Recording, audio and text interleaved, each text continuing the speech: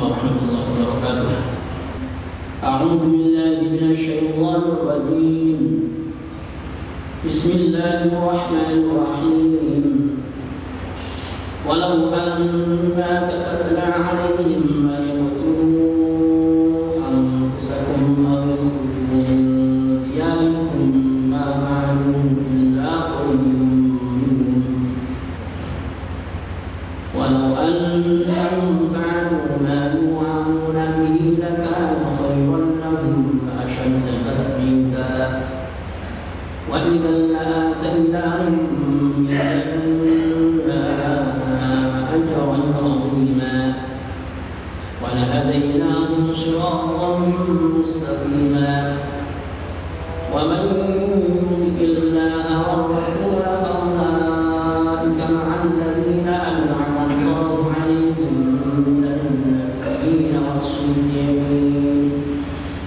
من النبيين والصديقين والشهداء والصالحين وحسن أولئك رفيقا ذلك الفضل من الله وكفى بالله عليما. Para jemaah salat zuhur yang Allah, alhamdulillah pada siang ini kita duduk kembali telah melaksanakan salat zuhur berjamaah untuk melanjutkan mengkaji tafsir surat An-Nisa ayat yang ke-66 berkaitan dengan keharusan kita untuk mematuhi Rasulullah SAW seorang Nabi yang diutus oleh Allah, didatangkan tidak ada lain kecuali dalam rangka untuk mentaati. Kemudian ayat berikutnya, walau anna katabna, Allah berfirman walau anna, dan andai saja sesungguhnya kami. Katabna itu menetapkan siapa kami atau mewajibkan siapa kami alaihim atas mereka.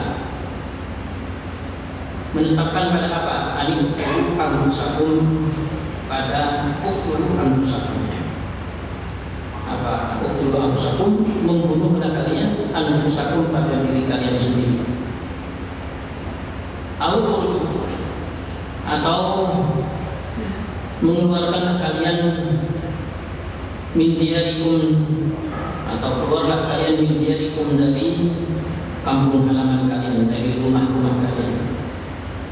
Kata Allah, andai saja kami menetapkan pada mereka perintah membunuh dirinya sendiri atau perintah keluar dari kampung halaman, maka tidak akan melakukan siapa mereka maka pada perintah illa, kecuali yang bisa melakukan qalilun, sedikit minum dari mereka. Memang mudah. Walau annahum, dan andai saja sesungguhnya mereka fa'alu, melakukan ma pada sesuatu yu'aduna, yang diinformasikan, yang disampaikan oleh mereka. Bihi dengan maka sungguh ada apa ma fa'alu an bihi khairun, itu jauh lebih baik lahum bagi mereka, wa asyadda, dan lebih menguatkan iman di dunia tasbitan dengan sebuah kabarnya. Wa idan, dan apabila mereka bisa melakukan hal itu, la ataina, maka sungguh mendatangkan siapa kami untuk pada mereka miladuna, dari sisi kami, mendatangkan ajaran pada pahala azim yang agung. Wa la hadaina, dan memberi petunjuk siapa kami kepada mereka suratan, pada jalan mustaqim yang lurus. Nah, ini mana diterap yang nama sesuai dengan kata Allah begini. Kemarin sudah kita bahas, Rasul didatangkan dalam rangka untuk dipatuhi. Lalu kemudian andai saja bentuk perintah yang disampaikan kepada Rasul formatnya seperti ini, kata Allah, tapi kan Allah tidak melakukannya. Andai saja perintahnya itu seperti ini, kalian membunuh diri kalian sendiri dan kalian keluar dari kampung halaman, atau kalian keluar dari kampung halaman. Itu kira-kira umatnya Nabi Muhammad ini bisa melakukan perintah membunuh dirinya sendiri atau meninggalkan kampung halaman. Kata Allah, tidak bakalan bisa melakukan kecuali hanya sedikit. Coba bayangkan, jadi betapa beratnya membunuh diri ya. Sekali Nabi Ibrahim dapat perintah untuk menyembelih putranya itu butuh tambahan berat, karena itu membahas kesabaran. Makanya dengan kalau mengulang lagi lagi ayat tentang Inna Shafa wal Marwah itu ayat yang didahului dari apa? Dari bahas kesabaran. Apa? Pembahasan tentang kesabaran ini, wala nabluwannakum bi syai'in minal khawfi wal ju'i wal 'akshin minal amwali wal anfusi was thamarat wa basyyiris sabirin alladzina idza asabathum musibatun qalu inna lillahi wa inna ilaihi raji'un ulaika 'alaihim shalawatun min rabbihim rahmah wa ulaika humul muhtadun inna shafa wal marwata min sya'airillah. Sesungguhnya dalam Bukit Shafa dan Bukit Marwah itu ada peristiwa yang menyebabkan Bukit Shafa dan Bukit Marwah menjadi syiar-syiar Allah. Kenapa kok tidak Bukit Senyum yang menjadi syiar Allah? Bukan pula bukit yang lain. Tetapi yang jadi syiar Allah itu adalah Bukit Shafa dan Bukit Marwah. Karena di Bukit Shafa dan Bukit Marwah ada sebuah tragedi yang pernah Allah timpakan sebuah ujian pada sebuah keluarga yang melibatkan pasangan suami istri dan juga anak. Itu jadi luar biasa. Jadi Allah membahas awalnya, kalian betul-betul akan kami uji dengan beberapa ujian sampai akhir. Lalu sampaikan berita gembira kepada orang yang mau bersabar. Yang sabar itu ciri khasnya ketika ditimpa musibah mengucapkan inna lillahi wa inna ilaihi raji'un. Lalu apa rewardnya? Rewardnya adalah bahwasannya mereka adalah orang-orang yang mendapatkan sholawat dan rahmat dan mendapatkan petunjuk. Example-nya adalah inna shafa wal marwata min sya'airillah. Contoh sebuah ujian yang ditimpakan adalah peristiwa besar yang pernah terjadi di Bukit Shafa dan Bukit Marwah, yaitu seorang istri ditinggal suami, kemudian seorang anak ditinggal ibu. Kayak apa berat? Ini bukit contoh paling berat mengalami apa? Ujian. Yaitu Nabi Ismail bersama Sayyidah Hajar bersama Nabiullah Ibrahim. Keluarga ini berat sekali. Harus Nabi Ibrahim harus siap meninggalkan istri dan anak di tempat di mana pohon dan bangunan tidak ada. Otomatis kalau pohon dan bangunan tidak ada, gak bakalan ada air, gak bakalan ada makan. Nah, itu Nabi Ibrahim harus meninggalkan istri dan anak dalam kondisi seperti itu. Sementara seorang istri masih dalam kondisi menyusui bayinya. Terus gimana? Akhirnya ya, karena itu perintah Allah, Nabi Ibrahim pergi sambil berdoa. Lalu kemudian Sayyidah Hajar betul-betul kehabisan bekal, nengok putranya itu sudah menangis menjerit-jerit. Apa yang dilakukan? Lalu dengan cekatannya beliau, Nabi Ismail digeletakkan, bahasa Indonesia ditaruh di tanah. Lalu kemudian beliau berlari-lari menuju bukit. Itu disebut Bukit Shafa dan Bukit Marwah. Ceringan-ceringuk nengok di bawah ada air atau tidak. Tengok ada air apa? Enggak. Itu dilakukan sebanyak 7 kali. Sementara jarak tempuh dari Bukit Shafa ke Bukit Marwah itu hampir 500 meter, berarti hampir setengah kilo. Dilakukan 7 kali, berarti kurang lebih 3,5 kilo. Nah, 3,5 kilo dilakukan dalam rangka menjalankan ujian. Dan akhirnya sukses. Karena sukses maka kemudian Nabi Ismail tetap hidup. Lalu kemudian dari mata kakinya keluar air yang terbaik sejagat, yaitu air Zam-Zam. Itu adalah bentuk apa? Sholawat dan rahmat dari Allah bagi yang bisa melalui kesabaran. Nabi Ibrahim diangkat derajatnya, terus Nabi Ismail. Cuma ternyata ujian itu terus menerus sampai harus menyembelih putranya itu nanti. Itu sampai ujung-ujungnya karena Nabi Ibrahim betul-betul mengalami ujian itu dengan sukses, akhirnya Allah bilang apa? Wa idh ibtala Ibrahim rabbuhu bi kalimatin fa'tammahun qala inni ja'ilun nasi imama. Ketika kami menguji Ibrahim dengan beraneka ragam ujian, ternyata Ibrahim mampu melaluinya, maka saya memberi predikat kepada Ibrahim dengan kalimat inni ja'ilun nasi imama. Ibrahim, sesungguhnya saya sebagai Tuhan menjadikan kamu sebagai imam manusia. Wah, itu berat betul mengalami ujian seperti itu. Nah, syariat seperti ini pernah ditimpakan kepada umat terdahulu seperti umatnya Nabi Musa. Itu pernah juga kemudian harus membunuh diri mereka masing-masing. Ya. Mereka juga pernah mati kemudian pernah hidup lagi.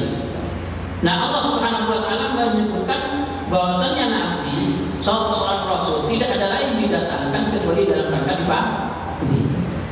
Dan sekarang kalau bentuk perintahnya seperti ini, ketetapannya kalian harus membunuh diri kalian. Wah, itu bukan membunuh anak, tapi membunuh diri. Atau kalian ada perintah kalian tinggalkan kampung halaman kalian padahal kondisinya sudah nyaman. Kata Allah, ma'fa'aluhu illa qalilun minhum. Tidak bakalan sanggup untuk melakukan kecuali hanya sebagian kecil. Nah, ketika ayat ini turun, Nabiullah Sayyidina Abu Bakar As-Siddiq mengatakan, kalau itu terjadi, maka saya yang pertama kali mau melakukan. Ada lagi Sayyidina Ibnu Mas'ud, ada lagi Sayyidina Ammar bin Yasir mengatakan, kalau itu yang terjadi perintahnya, maka saya dan keluarga saya yang pertama kali akan melakukan. Sehingga Sayyidina Abu Bakar As-Siddiq, Sayyidina Ammar bin Yasir, Sayyidina Ibnu Mas'ud masuk kategori apa? Tidak akan melakukan kecuali hanya sedikit, masuk pada kelompok yang sedikit. Wah, hebat sekali yang masuk pada kelompok yang sedikit. Sementara orang-orang yang yang dirinya ada sifat munafik, yang tidak mungkin mau melakukan. Andai saja kata Allah, mereka mau melakukan apa yang diperintahkan, yang disampaikan, yang diinformasikan, itu pada efeknya luar biasa. Apa efeknya? Di dunia imannya akan semakin kuat. Nanti di akhirat akan mendapatkan pahala yang sangat besar. Tapi Allah tidak melakukan ini. Gak ada Allah memerintahkan umat Nabi Muhammad itu bunuh diri. Gak ada. Tapi meninggalkan kampung halaman ada, disebutnya sama para sahabat. Pada saat situasi dan kondisi tidak memungkinkan lagi, sehingga Rasulullah dan para sahabat harus mencari tempat suaka. Salah satu alternatifnya adalah kota Taif. Kota Taif tidak nyaman di sana, apa saja tidak nyaman. Lalu kemudian mengambil opsi di Yasrib, dan Yasrib itu yang paling layak untuk menjadi tempat tinggal berikutnya. Kemudian visi-misinya tetap, karena orientasinya adalah perintah Allah untuk menyampaikan kalimat tauhid, maka disebut al-firar bid-din minal bid'ah. Kondisi kampung halaman tidak nyaman untuk ditempati, diperintahkan untuk ditinggalkan, tetapi tujuannya tetap, yaitu apa? Menyampaikan kalimat tauhid. Maka tauhid disampaikan di Madinah, di Yasrib. Yasrib berkembang maju besar, lalu kembali lagi ke kampung halaman untuk menyampaikan kalimat tauhid. Akhirnya turun firman Allah, idza ja'a nasrullahi wal fathu wa ra'aitan nasa yadkhuluna fi dinillahi afwaja. Nah, para sahabat ini bisa perintah meninggalkan kampung halaman, oke. Cuma belum ada perintah untuk bunuh diri.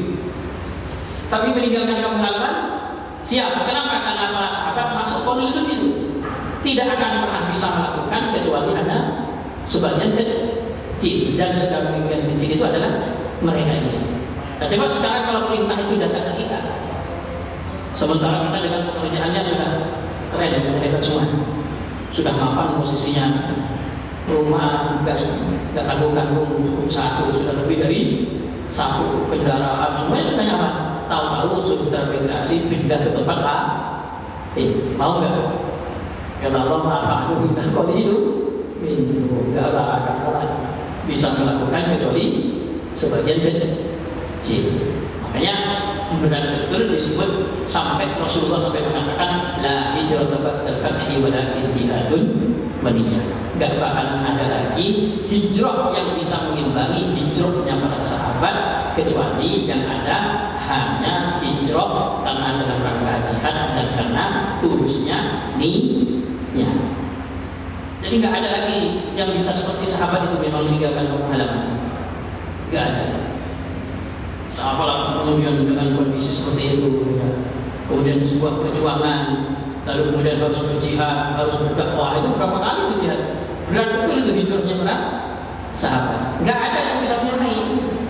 Kalau yang ada mungkin karena kita terpaksa, kemudian mungkin diintimidasi, dijajah, kemudian pergi. Dan udah pergi nggak pulang lagi, nggak balik lagi. Kalau sahabat meninggalkan kampung halaman, kemudian melakukan sebuah perjuangan, dakwah, berjihad, nama-nama kemudian orang yang dulu mengusiknya berhasil ditaklukkan, kampung halamannya direbut kembali, kemudian tujuan awalnya itu akhirnya bisa terrealisasi. Itu keren dari sahabat. Maka Rasulullah bilang nggak ada lagi hijrah yang bisa mengimbangi hijrahnya para sahabat setelah Fathu Makkah, nggak ada. Yang sisa itu karena harus jihad, oke, hijrah. Yang kedua karena tulusnya niat. Apa? Di antaranya pergi untuk menuntut ilmu. Pak mau kemana? Mau ke negara sebelah. Untuk apa? Belajar. Oh ada. Tapi selain itu seperti yang setara dari hijrahnya sahabat itu tidak ada. Makanya sahabat itu kenapa kok imannya bisa kuat-kuat seperti itu? Karena Allah sendiri mengatakan, walau annahum fa'alu ma yu'adzuna bihi lakana khairan lahum wa ashadda tathbita. Andai saja ketika ada perintah seperti itu mereka bisa menjalankan, maka pasti itu akan jauh lebih baik bagi mereka untuk menguatkan keimanan, plus ditambah lagi wa atainahum min ladunna ajran 'azima. Mereka akan nampak nanti bagaimana kami di akhirat akan mendatangkan kepada mereka pahala yang sangat besar. Plus walahadainahum siratal mustaqima. Mereka Allah betul-betul beri petunjuk jalannya lurus. Lurus betul. Nah kita ini tanggung apa?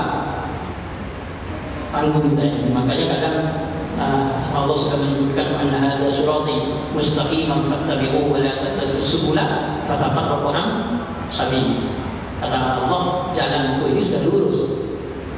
Fattabi'uhu, kalian kan tinggal mengikuti.